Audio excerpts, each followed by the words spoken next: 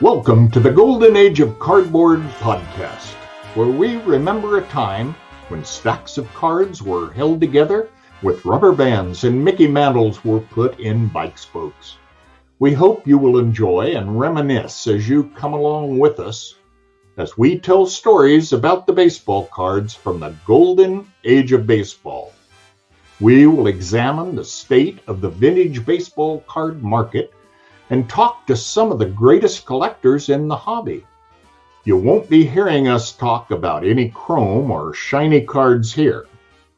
Now, to take you on this retrospective journey, here's your host, direct from the shallow end of the gene pool, my son, Mike Moynihan. Yo and hello everybody, Mike here. Welcome to another episode of the Golden Age of Cardboard podcast. It is that time of year again. We are in mid-May, and it is time to start talking about the show, the National. I am giddy about talking about it every year. I never get tired of talking about it. It's one of my favorite events in the hobby, just because of what it means. And I've got my countdown going on my phone. We are now 71 days, 16 hours, 14 minutes, 25, 24, until I land in Chicago. And I'm going to bring the guest who comes on every year to talk about this with me. He's one of my best friends in the hobby, really one of my best friends, period, because he's such a great guy. Eric, those back pages. What's up, man? Hello, friends. Thanks for having me on, Mike. And I wish it was 71 hours, to be honest with you. Right. That was a Freudian slip right there. I'd be fine with next week. Absolutely. Yeah, I'd make things happen to make that come off. But man, we're 71 days away. And I don't know, is it every year that it just keeps feeling like it's just getting better and better as a show? It really is. I mean, I'm sure we'll get into more of what the kids call the deets later, but you know, it's good to see the growth of the hobby, regardless of what certain talking heads tend to say about it. Yeah, I find that the Nationals kind of insulated from everything else going on in the hobby from a popularity standpoint because it's the show. Yeah, it's the Super Bowl of card shows.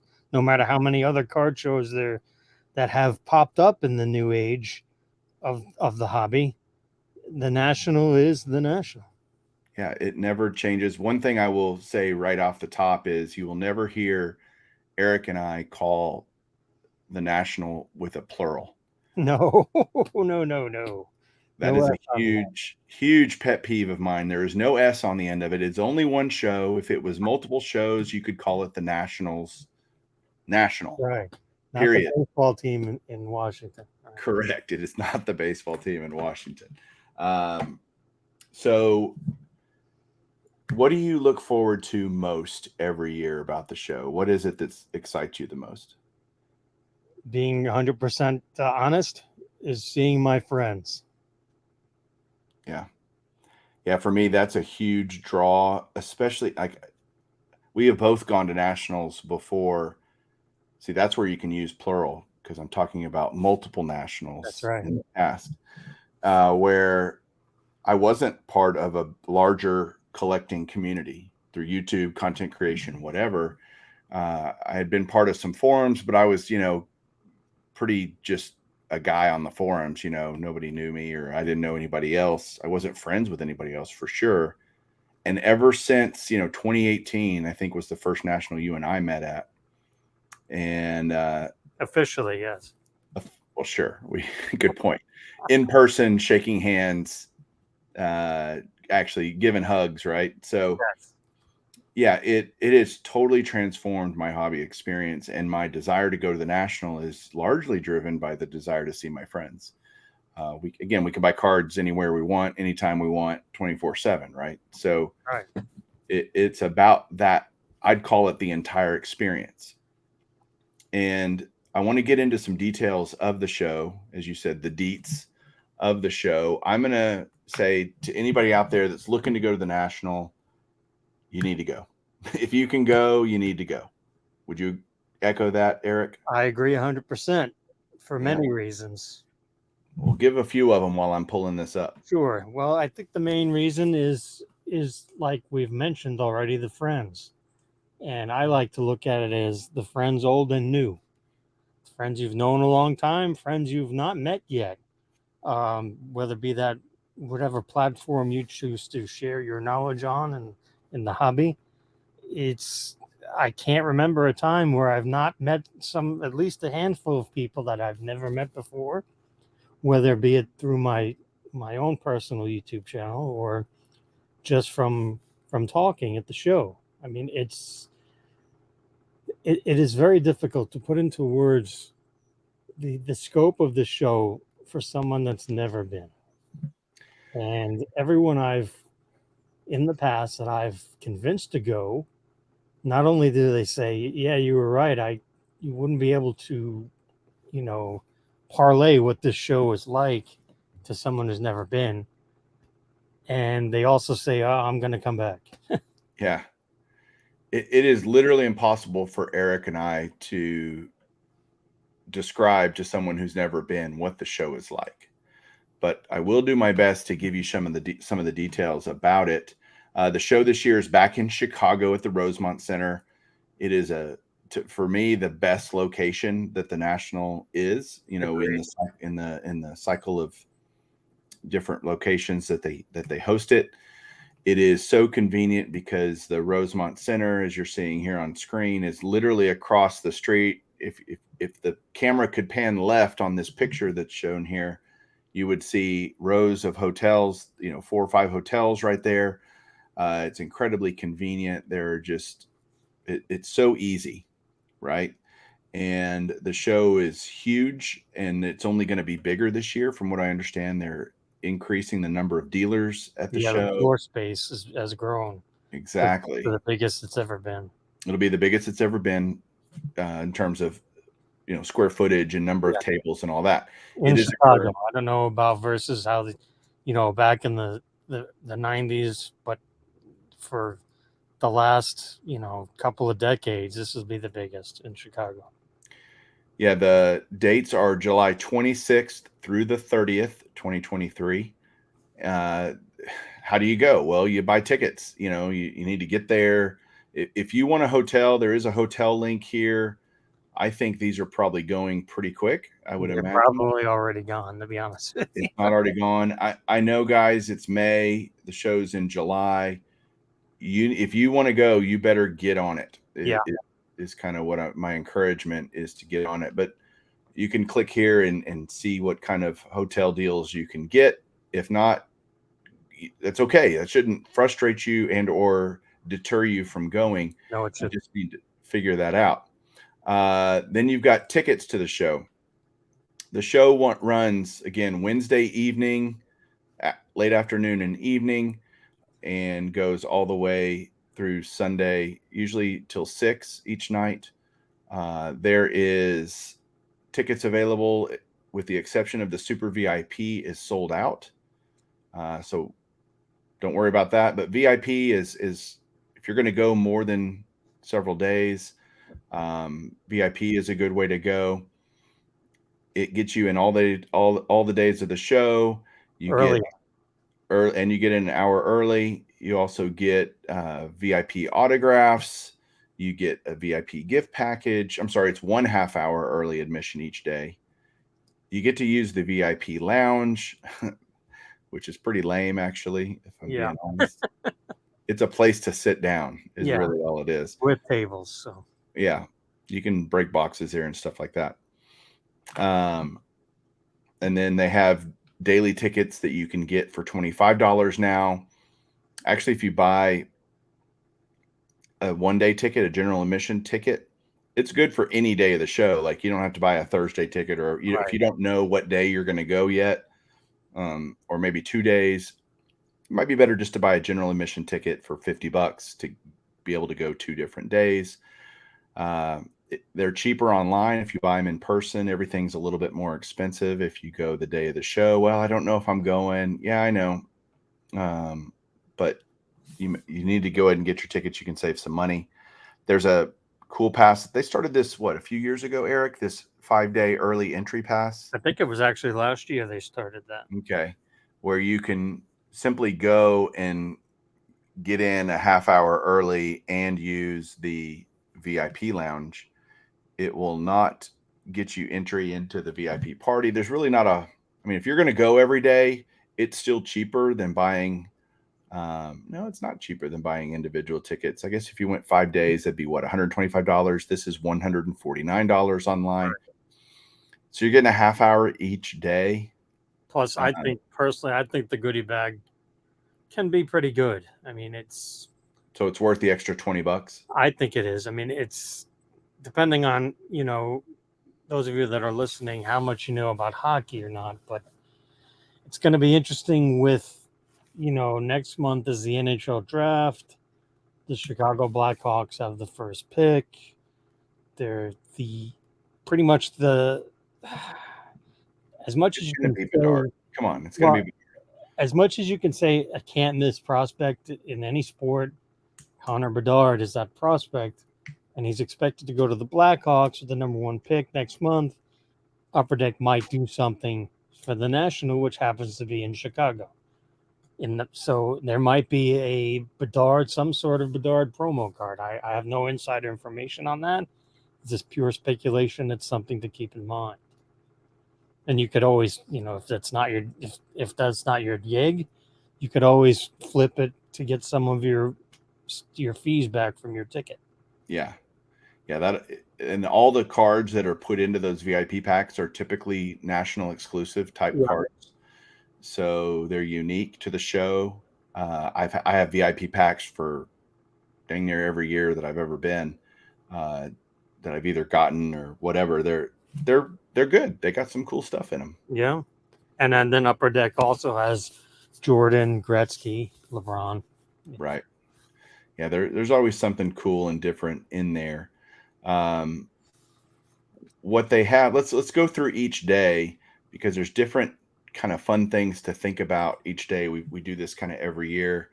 I'm going to go to this schedule of events, and that might give us some things, but let's start about Wednesday, which is the National Sneak Peek Night. What stands out to you about Wednesday? What do you like about Wednesday, Eric? Well, Wednesday is interesting because I think the doors open at 4.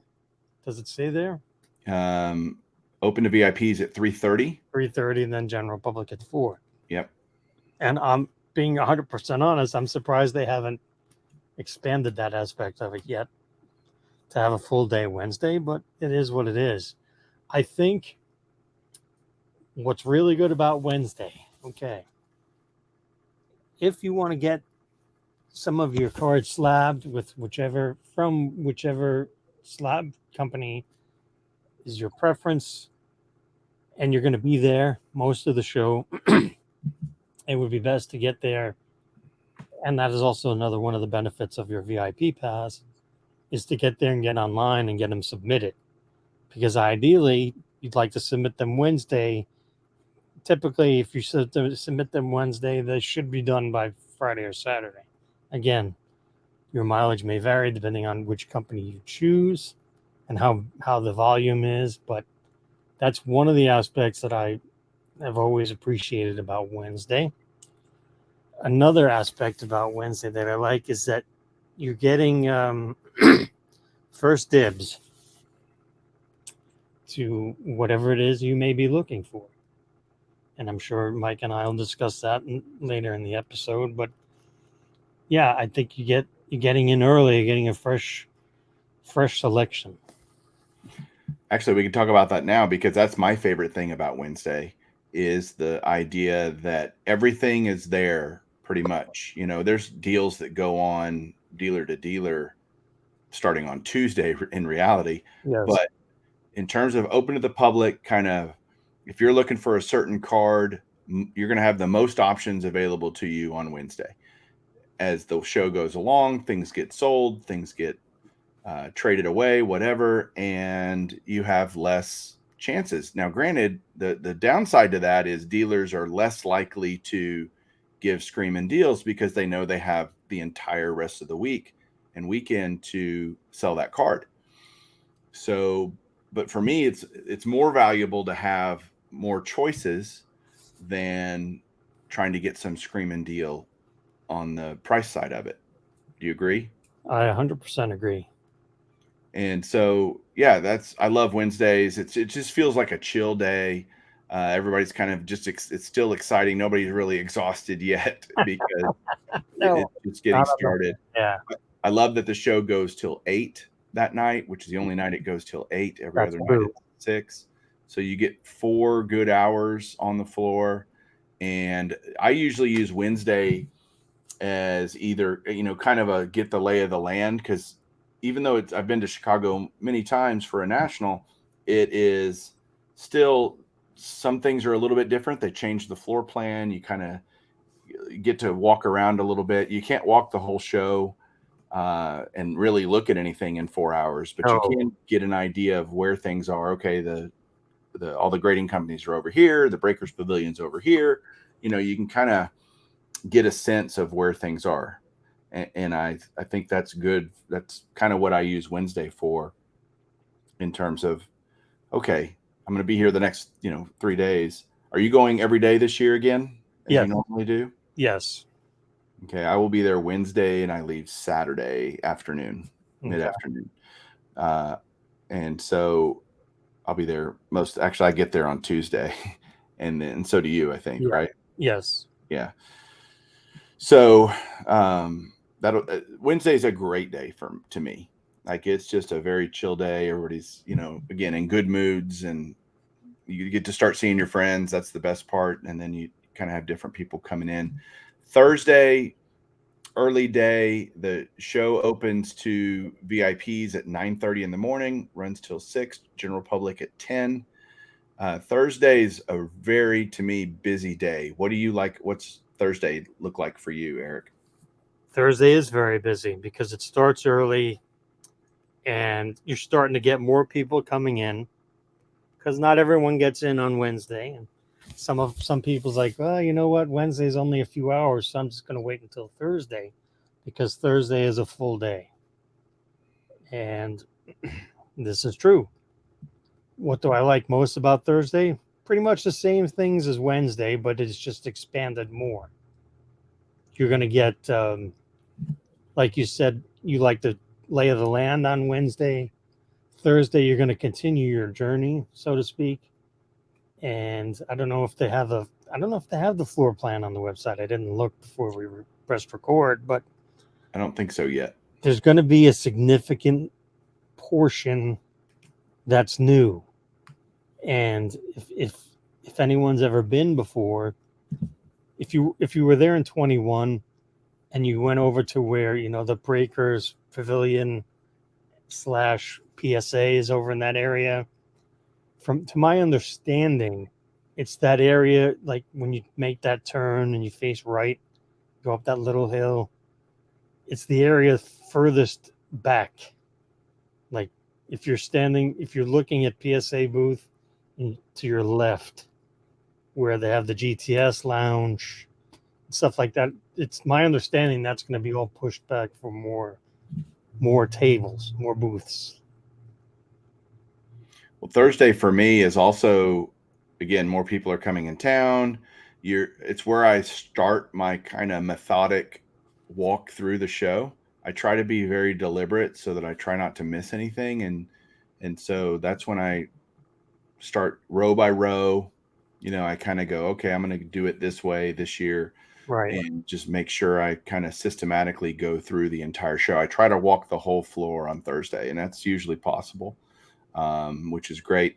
The other thing about Thursday is that's when there are multiple extracurricular activities starting to happen. Typically, the tops get together, Q&A, whatever you want to call it, is Thursday evening right after the show ends. And Thursday is also when we do our annual content creator YouTube get together. Yes. That's no different this year. And so I guess I'm going to announce it here first for everybody. And we'll talk about this a lot. Eric will talk about it on his channel. Everybody will start talking about it, because that'll be Thursday evening, starting at 7 o'clock in the Embassy Suites. And the Embassy Suites is literally right across the street from the convention center, and it'll be in the what's it called? There's like a lobby that they have there. Yeah. You know, Where that's it was last year, no? 2 years ago. 2 years ago, yeah. Yep. Same place it was 2 years ago. You have to go into the lobby and you kind of walk up these little spiral stairs. staircase over there, yeah. Yeah, there's a little staircase and you go up into this huge lobby. There's plenty of room. It's really convenient. The only thing that's not convenient is the bar.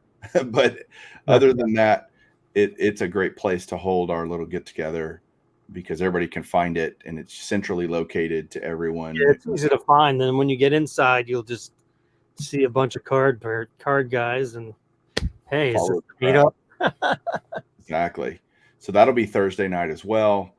And again, if you can be there, anybody's invited. The answer is who can come? Anybody. If you're listening to this podcast or watching this on YouTube, you are invited. So if you are at the National and you want to come meet Eric and other great content creators and just kind of hang out, great. Eric, I don't know. I'll let people buy me beers. Sure. You bet. Would love to meet you and talk to you. And that's just a great chance to just start to make new friends, right? That's right. That's what's on Thursday. Then we go to Friday. Friday, same deal, 9:30 to 6, excuse me. Friday's fun because that's when it really gets cooking, don't you think, Eric? Yeah, it really it fluctuates. Some years Saturdays are crazy, but lately it's been Fridays that have been crazy. So yeah, to me it's the busiest day. Is it the busy? Well, it feels like it to me. Because a lot of people do head back Saturday evening night. So yeah, I would say Friday's the most busy. Now, what I like about Friday, well, it's Friday. It's Friday. You're spending your day in a gigantic room filled with other card collectors that everyone pretty much has common ground, which is always nice. Another thing, like we've mentioned about Wednesday, getting deals, new stuff. Another thing to keep in mind, and there's no great time to mention this, but I'm going to mention it now, is that replenishment. Dealers are buying inventory, they're selling inventory, they're putting new inventory out. They might not have space on their tables on Wednesday that they'll have Friday. That's why it's always good to ask. Never be afraid to ask a dealer, hey, do you have such and such? They may have it. It may be under the table because, let's be honest, booth space is expensive, so they can't put out everything they have. So that's another little tidbit. But yeah, replenishment. You start to see stuff you didn't see the first 2 days, and it's happened to me. It's happened to pretty much everyone I know. And be like, did you see this? No, I didn't. What do you mean you didn't see it? It's Friday. Yeah, I didn't see that yet. That's how large the show is. Yeah, I don't know if you remember, but 2019, you and I were walking around on Wednesday of the show. Yeah, Hank Aaron. And I got a Hank Aaron rookie that the guy didn't even have he couldn't fit it on his case. He had it behind, ready to go. His stuff got sold. He had extra inventory. And he, hey, I wish you had, that's why it's important to ask dealers. It's just we'll throw out tips and tricks kind of things as we go, just from our experiences. Don't be afraid to ask. If you're looking for a specific card, to ask the dealer. They might just have it. If they have kind of the similar stuff that you're looking for, yep, and you just don't happen to see a card that you like. If you collect Young Guns hockey and the guy has lots of Young Guns, and you're looking for a player that you don't see, ask. If you're looking for vintage baseball and he's got all the years that you like, and oh man, I just don't see a Roy Campanella or whoever, ask. They might have. It's worth asking. And another positive side, not necessarily a side effect, but another positive outcome of doing that is you have conversation with the dealer, and the dealer not necessarily cut you a break, but he might realize, well, you know what, this guy's actually collecting. He's not looking to buy this to take it and list it on eBay as soon as he walks away from my table. I think that is something, and I know that our listenership here on this channel, especially this topic, skews towards the older stuff as far as collecting. I think that's important. I think that's an understated aspect of going to the show is not only, you get to meet the dealers, you can start lifelong friendships just from starting a conversation about something they might have for sale. I can speak of that. I've had it happen to me many times where I've gotten a better deal just because the dealer got to hear why that card was important to me, why I was looking Mm-hmm. for it. And we say this in any video you see us talk about negotiation. Never lie. But if you have a passion about something, don't be afraid to share that and talk about that, because you may hit a soft spot with that dealer or soften them up a little bit on the price. And that's never a bad thing. Or he might know someone that could help you out. Amen to that too. Yeah. They all, oh yeah, Tony over there has that card. I don't have it, but Exactly. Tony does. Let me go introduce you. And then it becomes a much easier opportunity for yourself. So yeah, always talk about that stuff. Always ask. Friday's also when kind of a lot of the corporate stuff starts going a little bit more haywire. They start doing all kinds of cool stuff, giveaways and box breaks and all kinds of cool stuff. The corporate parties usually start Fridays. They start hosting, different kinds of opportunities to go. And Yeah, none of that stuff's been announced yet, surprisingly. but it'll be coming down the pike here over the next couple of weeks, months, maybe, or month probably. Usually by mid-June, we kind of know what's happening when. Saturdays super crazy busy again, 9 to it opens at 10, 9:30 for VIPs, 10 o'clock, 10 to 6, and Sunday's the same thing. Let's just skip to Sunday, because Saturday is pretty much a repeat of Friday in a whole lot of ways. And Sunday is the last day. I've never been to a national on Sunday ever. We'll have to work on that. We need to work on that. But I know you love Sunday for different reasons. What about a Sunday appeals to you, Eric? Well, Sunday is different. I've been fortunate enough to attend many nationals now, and Sunday has actually transformed over the years. A decade ago, Sundays were kind of not desolate, but you'd see a lot of dealers packing up early, heading home, catching flights, whatever it may be. And then I want to say is actually, before the pandemic, the National kind of put their foot down saying, look, you guys are dealers who are renting booths have to be in on Sunday. And it makes sense if you stop and think about it, because and Sunday is also Kids Day, I believe. I don't know if they've changed that, but in the past it's been Kids Day. So families can bring their kids and it's more economical.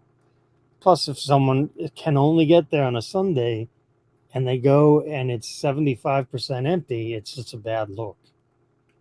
I mean, you got to take into account when your target market can attend, and Sunday is a legit day. Now, Sundays can also work a couple of ways. Back in the old days, as I like to call them, before the pandemic, Sundays were a fantastic way to pick up, especially like retail wax, stuff like that, almost on clearance, because at the time the dealers didn't want to lug it back to their homes or their shops. But that's kind of gone away now. You still might get some deals on Sunday because if someone's had a particularly slow show for them, they might be willing to cut some deals. But again, it's more of a relaxed atmosphere. It's a winding down process. It's you're saying goodbyes to your people you won't see again until the next year. That type of thing. Do you think, my speculation is that we'll start seeing some of that stuff coming back as the hobby kind of normalizes a little bit post-pandemic? And I think we'll have more opportunities for that as wax is being produced as fast as they can print it, essentially. That's true. The oversupply is going to create an opportunity for the big wax dealers at the show, and all of them will be there. If you love wax, you'll have no shortage of it at Yep. this show. And I think we'll just see maybe some more opportunities late in the show. And it's important to, I think, if we're talking about wax dealers, or one of my favorite booths is Baseball Card Exchange.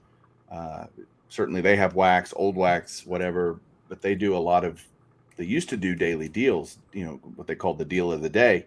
Yeah, back in the old times. back in the old times. That has not been there the last two shows at all. No, it hadn't. They haven't. No need, really. I mean, the stuff sells itself. Totally, I get it. I just didn't like it because I love the deals of the day. Exactly. But it's important. What if you find a dealer and or a vendor that you really like, to be checking their Facebook pages, their Instagrams, because there will be a lot of stuff that happens really on the fly, and you won't know it until that day. And so it's important to kind of stay in tune with what's happening on social media, Twitter, wherever. They'll be announcing these deals, and you just don't want to miss out on something. So it's kind of important. Usually the night before, you can check these different places, because they'll announce in the evening what they're going to be doing the next day.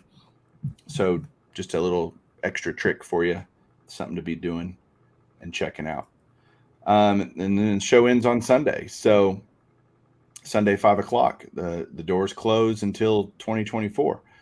But I think that's kind of just the basic information about the show. A lot of people always ask me every time we do this, Eric, well, what about autographs and stuff like that? Well, all that autograph information you can see here, the Autograph Pavilion kind of banner right here. And if you go to TriStar's website, right on their front page, which is tristarproductions.com, you'll be able to see the autograph lineup. And this year, I mean, it's very football heavy. You can see all these football players: Barry Sanders, Jerry Rice, Emmitt Smith, Kurt Warner, Charles Woodson, so many guys, Michael Vick, a lot of guys. It's their first national appearance.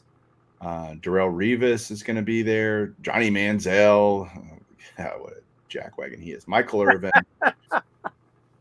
Larry Zonka is going to be there, his first national appearance. Tony Baselli. So tons of great football guys that are going to be there. Dan Marino, I think, is going to be there. Joe Montana.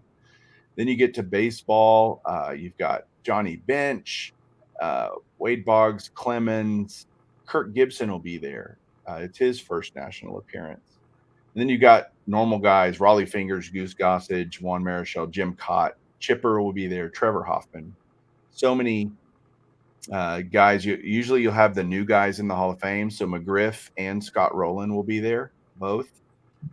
They try to get those guys right after they get elected to the Hall of Fame. Mm-hmm. And it'll be, I think, a week after they get inducted. So they're always in a really good mood. Those are guys that are good to talk to. But Yount and Tomey and Thomas. So then you got basketball guys. Dr. J is going to be there. Allen Iverson is going to be there. Kevin McHale, Robert Parrish, Bill Walton, Stephon Marbury. So you got even Floyd Mayweather. So these are being added to weekly, the guests that are going to be signing at the show.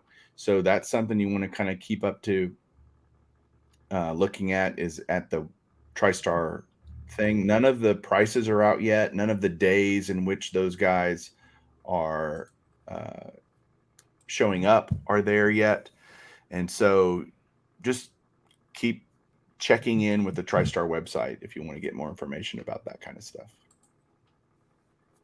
Okay. What is next? What else do you want to talk about, Eric? You got any more tips and tricks for people? Well, I have a couple of suggestions. I mean, we're not going to go over bring a backpack, comfortable shoes, water, blah, blah, blah. The basic stuff you can find everywhere. You do want to bring either pen and paper or like a notepad or use on your phone. You want to keep track. If you see something you like, you want to keep track of it right there. You want to write it down where it is. You're not going to remember. Take my word on it. Oh, I'm going to remember. No, you're not. I've done it. My friends have done it. Everyone's, yeah, I'm going to go look at this later. Well, where is it? Oh, I can't remember. That's how big this place is. Now, on the other thing, well, I'll just keep all my checklists on my phone, which is great, unless you and 20,000 other people are trying to use data at the same time, and then you're struggling with trying to pull up your checklists on whatever it is website that you use to keep your checklist.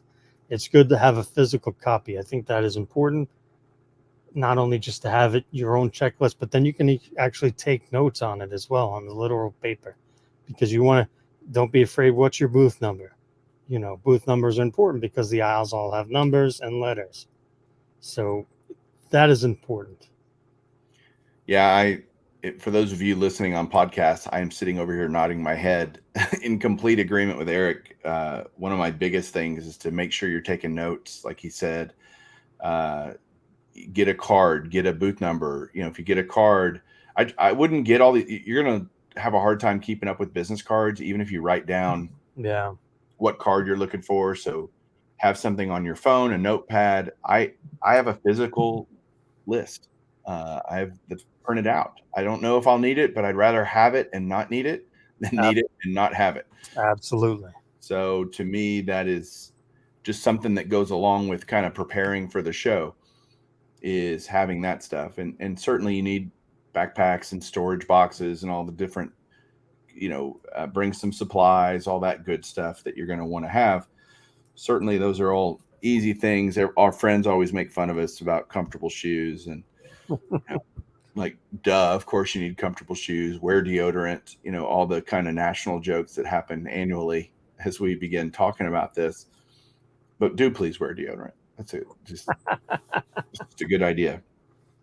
And brush your teeth, like all those things, like simple things, like just do those things. You'll be good. Hygiene's important. Yeah. And I think, to me, it's important to have a lot of patience at the National.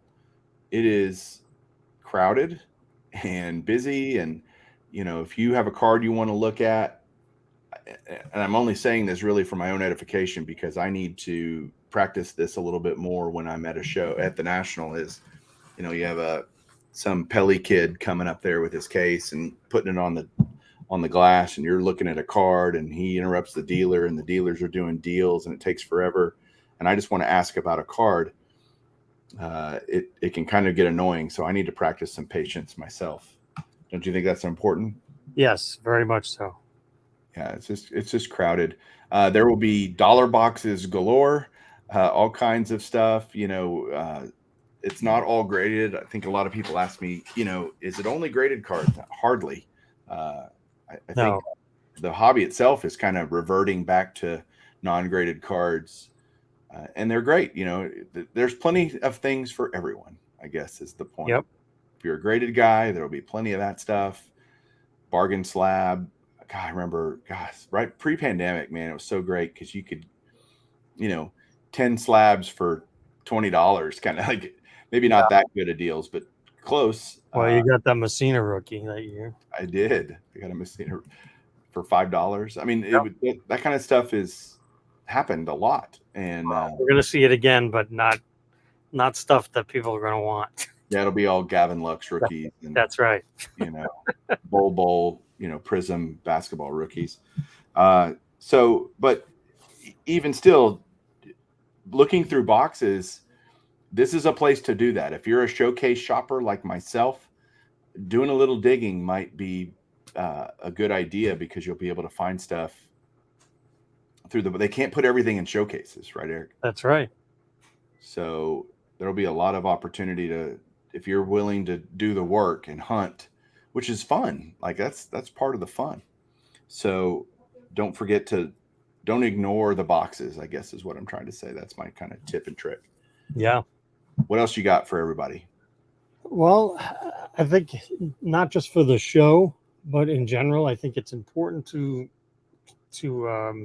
talk about this a little bit. You want to, you hear a lot of people say, well, you know what? I'll just find it cheaper on eBay.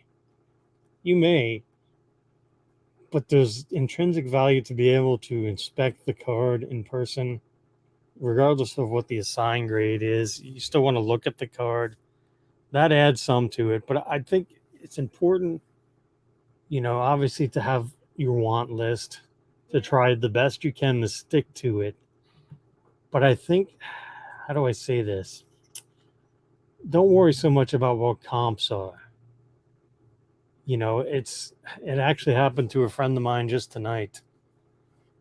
Last week he had shown me an auction for a mid 50s card in a PSA 1 holder that looked amazing because it had a pinhole in it. And he was telling me the previous high was 6 years ago. It sold for 125. So he says, "Oh, I'm going to go about 150 ish." Then when it ended at 175, and he was kind of upset that he did not win. And then he's like, I could have gone to 200 and I still might not have won. Now, that's true.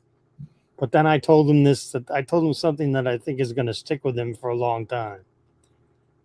It's easier for you to go make $200 than it is to find another copy of that card that looks like that.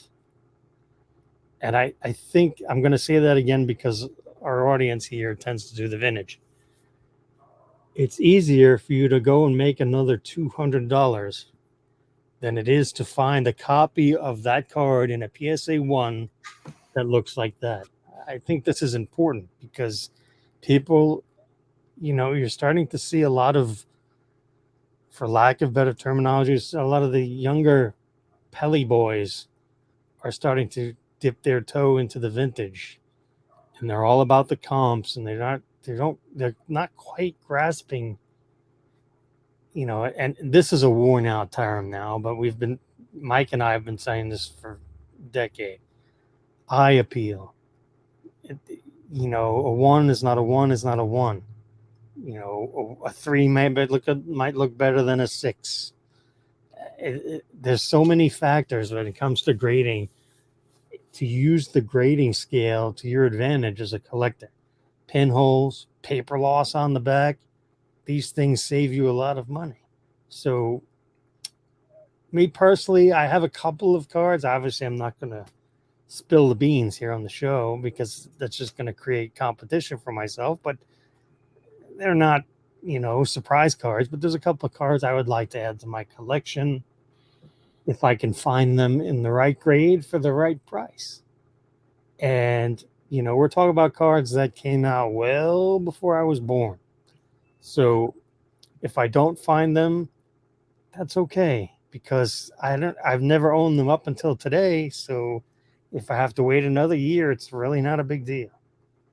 The one particular card, I looked at a few copies at the show last year. Never wasn't able to, successfully haggle with particular sellers. I mean, I ran into a couple of sellers that were a little sour. Let's put it that way. So they got to keep their card. So I think that, it's important you see the card that you like. It's fairly within the range you want to spend. Even if it's Wednesday night, buy it because, the significant amount of funds is insignificant to a card that's going to bring you joy that you might not see again. You might see it Wednesday. You'll jot down, hey, I'm going to come back tomorrow. And I really like that card. It's close. I'm going to really like it. I'll see you in the morning. You come back in the morning, it's gone. That's happened to me. I'm sure it's happened to Mike. You come back and the deal's like, oh man, I sold it. Yep. Because they're not going to wait for you. No. Because they don't know you're going to come back. And I think something you're making a point that I think is even more.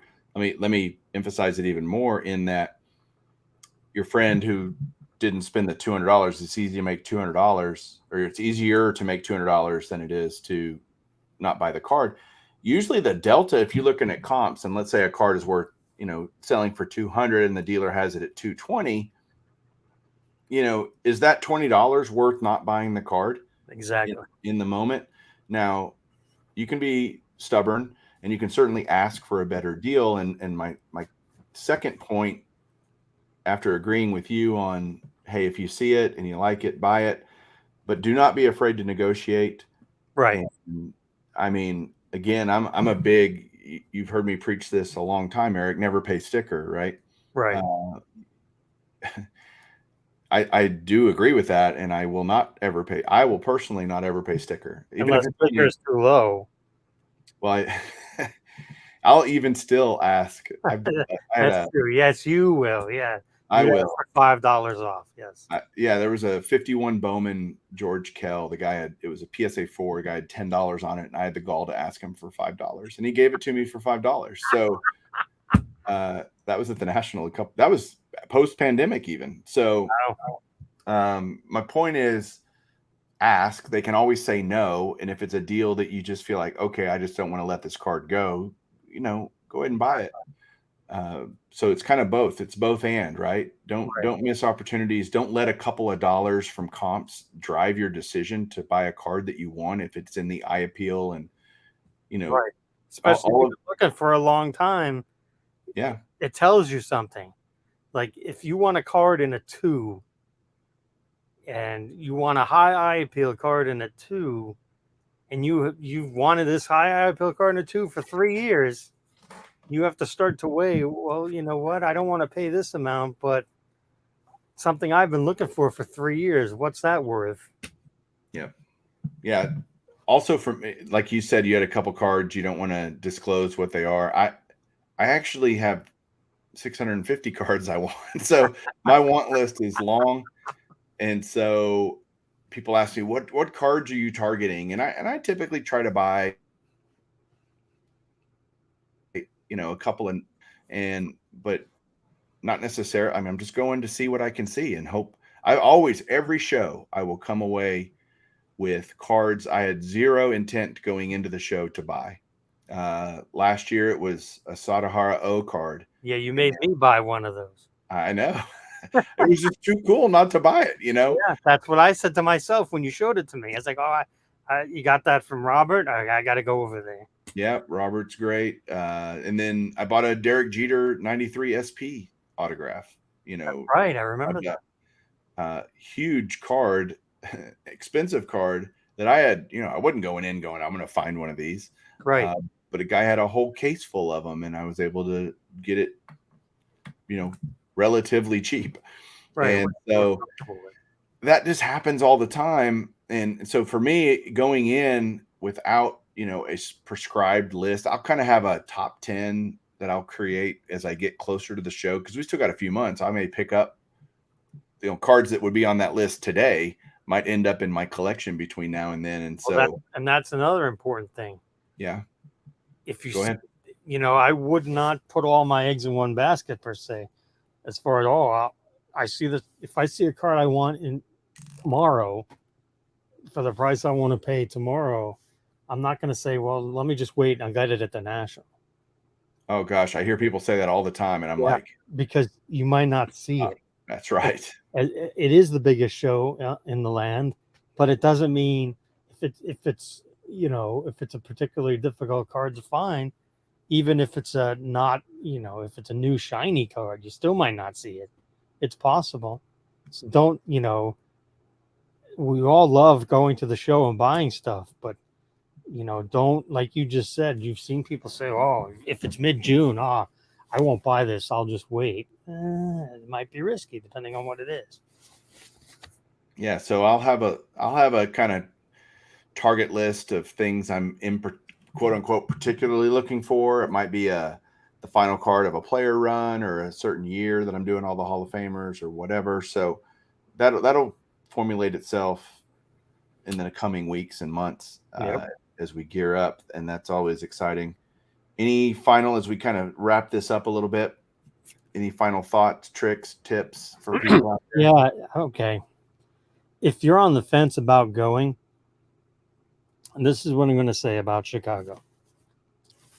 Chicago is the best place they have it. I've been fortunate enough to go to every one since 2010. They didn't have it in 2020, but every other one I've been fortunate enough to go. And Chicago, is hands down the best, and there's a reason for that. Not necessarily the floor space, although I'm curious to see what the new edition looks like. It's everything that happens after the show. I think that is extremely important because the show ends at 6, they boot you out. It's not like, oh, you'll get out of there at 7. No, you're out of there. They kick you out. Now in Chicago, you've got the Hyatt across the street, Hilton across the street, Embassy Suites across the street. Lowe's is like 10 blocks away. Those are like the 4 main hotels. They're literally across the street. Where are you going? Well, I'm staying in over here. You want to go eat? Yeah. Let's go to Gibson's, which is right across the street. Very important. It just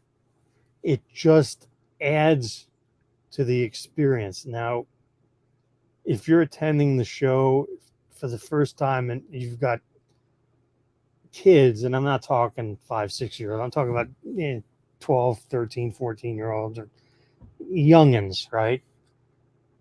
Every night after the show, there is a trade night at every hotel, except maybe Sunday night. Right. Everyone books out, but Wednesday night, Thursday night, Friday night, Saturday night, there's a huge one, usually at, like there's little ones at all of them, but there will be extremely sizable trade nights at the different hotels. Now, because in 2021, the last time it was in Chicago, there's an official show trade night that one of the famous, quote unquote, famous YouTubers puts on, and it's very, Panini gets involved. It's very, basketball, football heavy. But besides that, that was on Friday. Or it might have been. It's Thursday night. That's Thursday, yeah. Oh, that's right, because it was Thursday. And then Friday night, the Lowe's Hotel, which is maybe 10 blocks away, half mile, which is still walking distance, there was a trade night in there, an unofficial trade night, where there were probably in the lobby, probably 400 or 500 people. And everybody was trading. Everyone was having a good time. And what stood out to me is when I walked up to I knew about the trade night, and I walked up there, and I think I was actually by myself. There was a man sitting on the curb trading. He was sitting outside of his car, which happened to be a Lamborghini. Yeah, I was about to say, wasn't that the Lamborghini guy? The Lamborghini guy, he had a life-size cutout of Leo Messi, and he was trading soccer right there on the sidewalk. Yep. Never seen anything like that. It was just friendly, saying hello. It's just amazing. It's just, the atmosphere is amazing. If you're on the fence about going, you can make it work. I cannot stress enough. You're going to have, I just can't imagine you not having a good time. It's just, I don't want to say it's impossible. I guess somebody could always not have a good time, but man, you're just going to meet people. You're going to, I know it's kind of a taboo word, but networking, meeting other people, and making friends that you're going to have for a lifetime. And the offshoots of having these friends are, throwing a large pebble into a pond. You just got the waves going out. You never know who you're going to become friends with. Offshooting a little bit from the national, but your friend of mine, JT, who is a full-time dealer, Triple Crown 24. He's going to shows almost every weekend, and he lives in the Midwest. He'll shoot me a message. Hey, you need this. That type of thing. You make friends all over the country. I've got friends who live in California. They're at a show. Hey, I saw this at a show. You need it. I'll pick it up for you. You pay me back. These are things that you cannot get by being, an eBay only guy, or auction house online only guy. You're not gonna. I mean, it's not impossible, but it's unlikely. Yep, I have made the same kind of friends as you And by the way, if you're at the show and you see me or Eric and you want to say hi, please do. Absolutely. Eric will have a small entourage around him at all times, bodyguards and whatnot. But hey, just say you watch those back pages and they'll let you through. That's the code word. That's the code. I watch those, or grading is a scam or something. What That's else? What's the official code word so somebody knows they can talk to you that you'll know they've watched this? That's I didn't even think of that. Grading is a scam. I like that. Well, Eric, any final thoughts before I let you go, before we let everybody go? No, I think that pretty much covers everything. I hope to meet you guys there. So please say hello. Same here. And if you have any questions or something we didn't cover that you want to know about, put them in the comments below. You can shoot me a direct message on Instagram at Baseball Collector Mike, and we'll be happy to talk with you. Eric and I will monitor the comments here and, give you guys any information that we can, and drop some knowledge, use our experience to help you guys have a great experience, because that's what it's all about. It is so much fun. We hope to see you all there in just a couple of months, 71 days. Nice. We're getting closer, Eric. So thanks everybody for watching this week. We'll talk to you guys soon. We'll have an episode next week, and keep collecting.